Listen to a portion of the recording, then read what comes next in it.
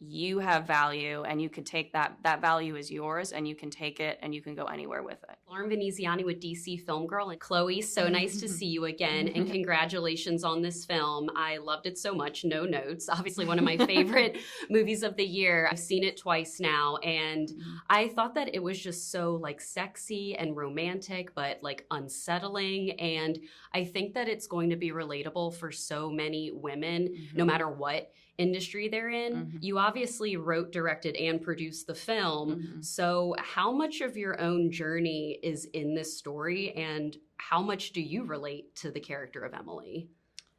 I mean, quite a bit. You know, this film was a reckoning, you know, of sorts with experiences in my past. And, you know, I would say the real kernel of inspiration, you know, was coming from a certain period of my life when my success started to take off. And at the same time, I was undermining my success and apologizing for it, because there was this feeling, you know, in the relationships I was in, that me being big on some level made the men I was with feel small. And it was not anything that was talked about. It was just felt. And I think like that was the thing, is like how normalized that feeling became. And it just got to a point where I felt this wasn't going away, you know, and I experienced it in many different relationships. You know, some were more subtle, some were more explicit, but it always felt like it was there. And, you know, and it was also like, I just want to say, like, these were men who adored me for my talent, adored me for my ambition, you know, adored me for all the things that also at the same time they felt threatened by, you know, at times. So I thought, like, it just made me realize how much hold these ingrained power dynamics still have over us today.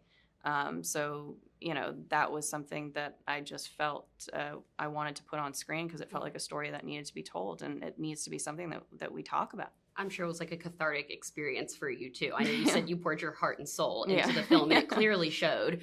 Well, I thought that Phoebe and Alden were fantastic. Honestly, like, I've adored Phoebe since Bridgerton, and so happy to see her in like a meaty, juicy lead role like this. I know that you've been singing their praises, and they were both incredible in it, but did they have a chemistry read prior to being cast? Like, how did you know that they were going to work as Emily and Luke? I think, you know, it was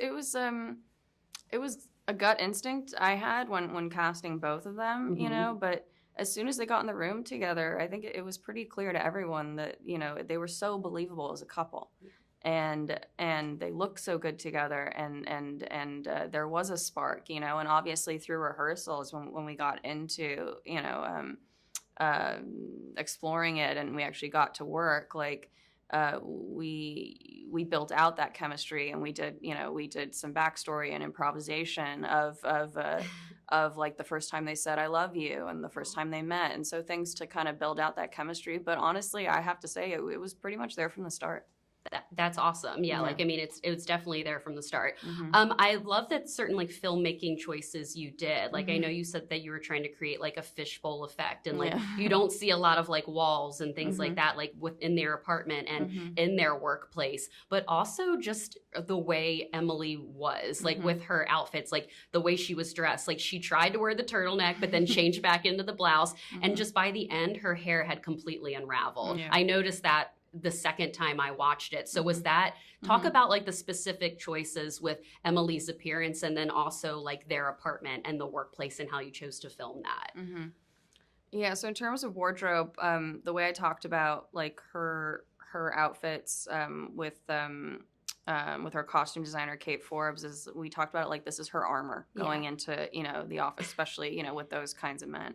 However, so it's like this is what she thinks. This is what she thinks, you know, how she'll be taken seriously, you know.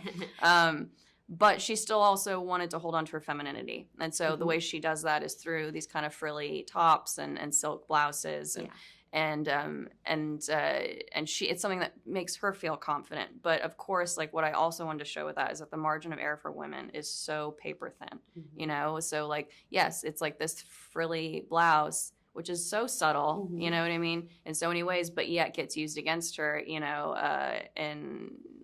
halfway through the film, you know, by her male partner, and gets in her head of like, oh, maybe she isn't dressing like as seriously as she could, and, you know, stuff like that, and that's where it starts to unravel. So that was very intentional within once they're, the cracks in their relationship started to form and what he could use against her.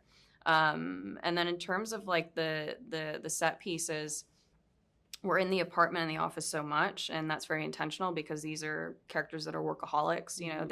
They work all day, and they party at night, but they sleep 3 hours and they do it all again the next day. But this idea that they go from the office back to the apartment, back to the office, back to the apartment, and there's no escape from that. So I wanted to create like two different looks of claustrophobia. So with the apartment, I really wanted to confine the apartment look and create that claustrophobic look with like long hallways that we could actually bring in because we were shooting it on stage. So we would start to bring in the apartment 10% each time we were in there, just to give that feeling that the world is closing in. And then, in terms of the office, like you said, I wanted to create this kind of fishbowl thing where there are no walls, there is no escape. They're always inside of each other or in the reflection, of one another. And the idea is that it just becomes this toxic bubble. What is something that you could tell yourself when you first started in this business? Something that you feel like will help young female filmmakers such as yourself? Yeah, I think there's this thing when you start out that it's like you're lucky to be there, And the truth is, and I think if you believe in this, is like they need you more than you need them. And you have value, and you can take that value is yours, and you can take it and you can go anywhere with it. I love that. I think that is good sound advice. Chloe, again, congratulations to you. I can't wait to see what you're going to do next. This was like an incredible first feature film production for you. I loved it, and it's one of my favorites of the year. So thank you again for your time today. No, thank you so much.